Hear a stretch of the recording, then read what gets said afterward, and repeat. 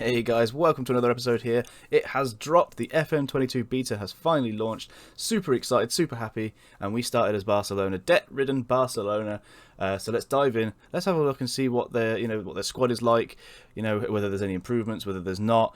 More importantly, what their finances are like. Let's face it. So yeah, let's go straight into it and have a look.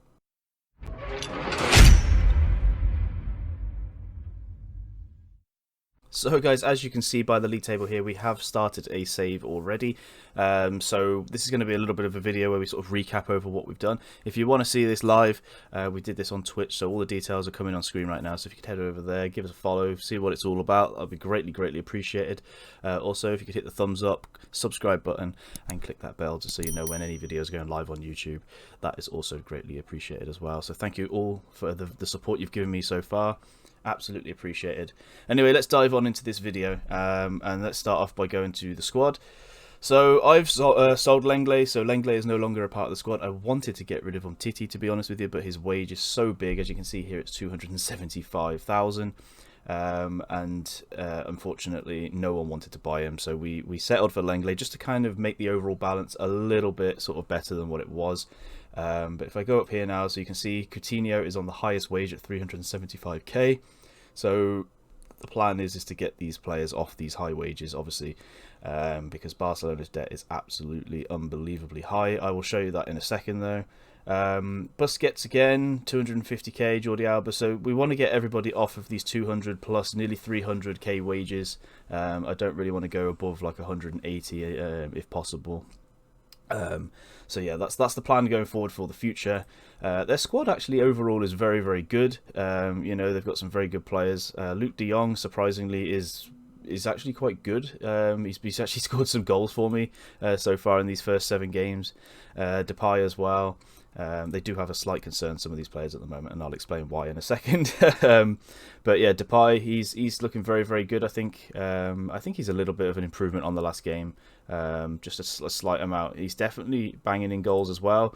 Very good player. Ansu Fati has come back from injury. Now they actually have a lot of injuries at the start of the game, so be warned if you're taking over Barcelona.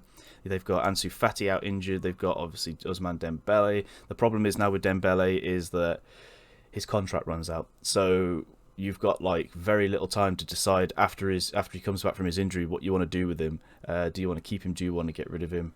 My plan is to get rid of him. He's on a very high wage again, and if we go over here, you'll be able to see Dembele is on 275k. So I want to get that off the books. Whether we can sell him in January, probably not, but we'll try.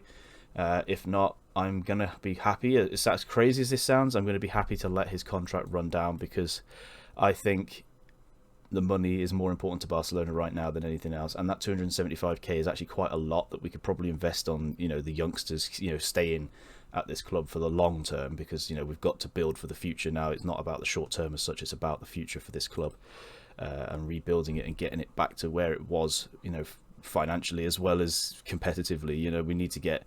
I mean, I don't think they're too far off. Their squad is actually quite decent. It's not like they're not a competitive team as such, but I don't think that they're going to be the favourites to win the league anymore, that's for sure, at least not in this current state. But yeah, they've got a very good squad though. I think ter Stegen is obviously a world-class goalkeeper. The decision that I have to make now is whether I get rid of like Frenkie de Jong, because he's worth a fortune as well. I would suggest that probably, in the long run, yes, that would be a very good idea, because you could probably pick up a centre midfielder for half of what you could get for him, who's either just as good or not very far off. And that's the plan, I think, to get rid of him. We definitely need to get rid of Busquets as well on his high wages. He's a very good player, but I think right now, again, money is more important to this team. And let's go straight into the finances actually. So at the moment, I've got an overall balance of plus 23. Excuse that noise in the background. That is just my daughter. That's my assistant manager over there on the bed, just chilling out. But yeah, we've got an overall balance of plus 23 million at the moment. You actually start with -3 or -6 as an overall balance, and you have a transfer budget of 0. So the original budget, as you can see over here, is £0. And the amount of revenue is only 35%, so it's very low, which is also why we have a very small transfer budget after selling Lenglet. Although we did actually buy a RYZEN for 2.5 mil and loan him back to plate. So yeah, let's go into the debts. This here was actually 980 or 60 odd million net debt, so it's a huge net debt. And their overall debt is 1.2 billion. Now, they did actually take out this bank loan while I was playing, like through probably after about 3 or 4 weeks into my save. They actually took this bank loan out here to help pay off some of it. I don't think 18.75 is really going to make much of a dent into this, but hey, they took the loan out. I guess they know more about what they're doing in theory than I do. So but yeah, they've got about, I mean, if you add this up now, so it's like 5, 6, 7, 8, 9, probably about 10 million a month they're paying back in their debt. So they've got a long way to go. So what you want to try and do with Barcelona, I guess, is make as much money for your top players as you can, but you want to still, bring in players that can compete. But I think also the most important thing is buying players for the future. You want to get those players in, long term. I mean, we've got some very good youngsters, as I say. So you look at like Eric Garcia as an example, who's very, very good player, to be honest. You want to get players like that into the club. Top quality players but are young. You've got Gavi, obviously, he's coming through the academy, very, very good centre midfielder. He's only 17 as well, which is, I mean, look at those attributes for a 17-year-old. It's nuts. It's absolutely nuts. Puig isn't too bad. I know he's not a youth player, but he's still very young. He's not too bad. He's done okay for me, to be fair. I guess he's kind of like an Elena in some regard to Barcelona. You know what I mean? That sort of player who's very good, but not quite, as good as, say, like, Coutinho or even De Jong, Frankie De Jong. They're obviously world-class players, especially Frankie De Jong. But yeah, I'm looking forward to this save so much. It's been really, really good so far. We have had one really horrible moment. If I go to the schedule, I will show you what's happened here. So, well, we had a bit of a shaky sort of like,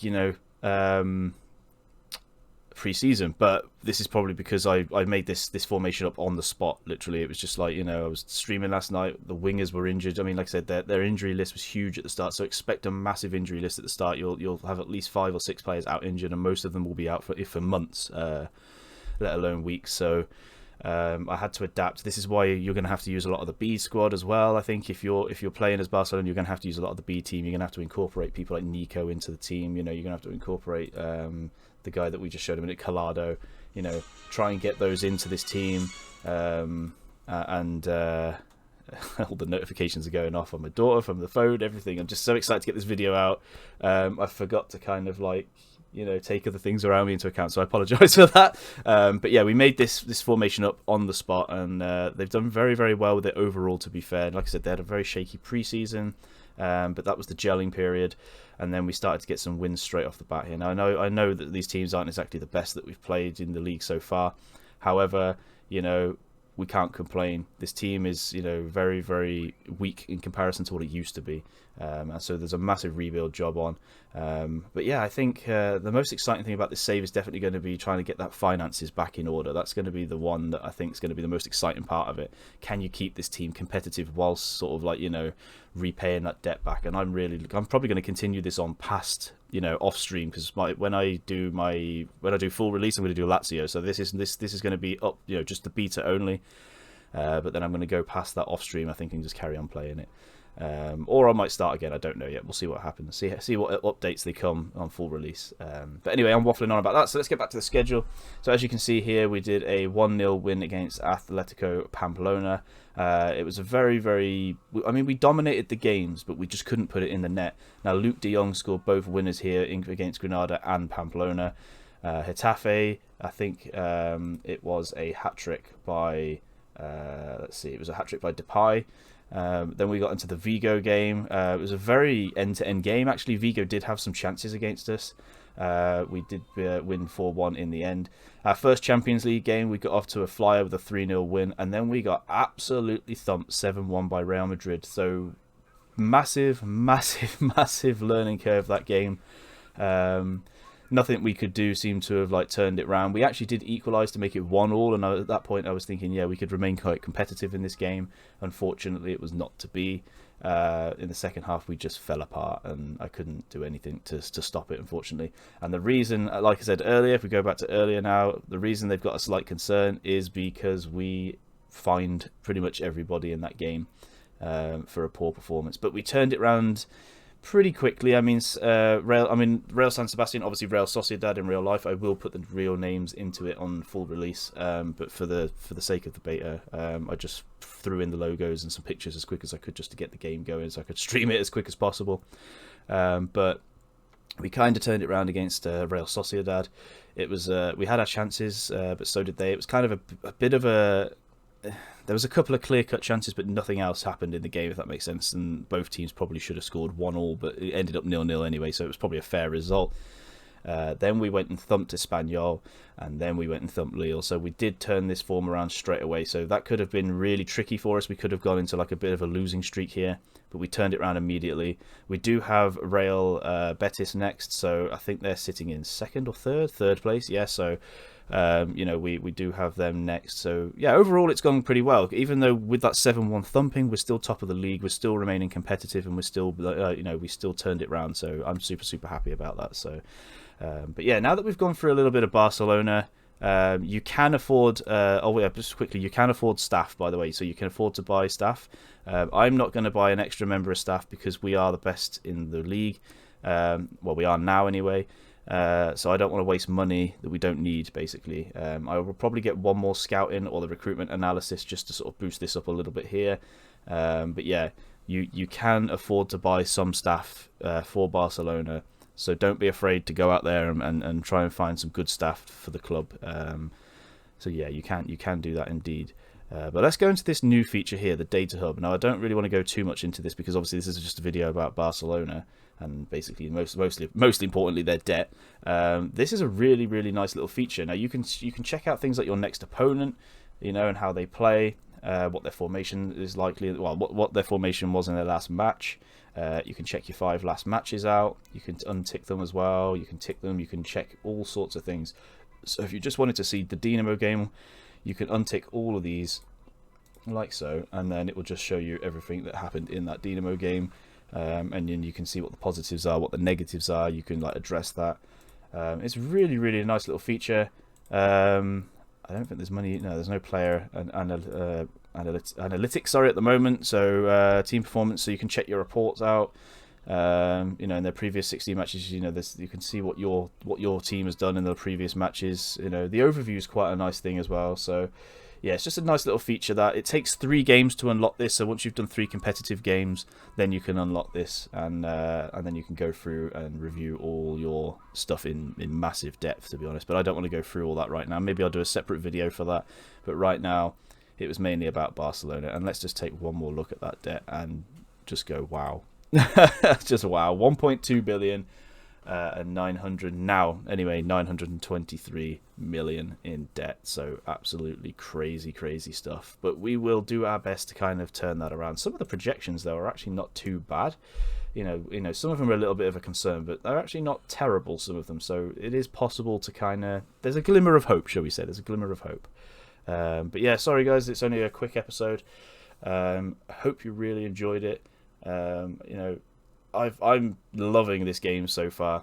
I'm absolutely loving this game so far. So highly recommend it if you haven't already. Go out there, go get it right now. It's just absolutely fantastic. It really is, and I think it's so far it's a massive improvement on FM21. Like I said, I didn't want to go into the features of this game in comparison to 21. But that's another vid for another day. But Barcelona, absolutely debt ridden, decent squad. But there's some massive deals to sort of like, you know, well, massive outgoing, shall we say, that need to happen, I think, to kind of get their wage budget under massive control. And yeah, so anyways, guys, I'm going to waffle on here now. I don't want to go on too much longer because obviously I'm so excited by the game and I don't want to waffle on. So yeah, thank you so much, guys, for an absolutely awesome episode. And guys, I will catch you in the next one. Stay safe, take care.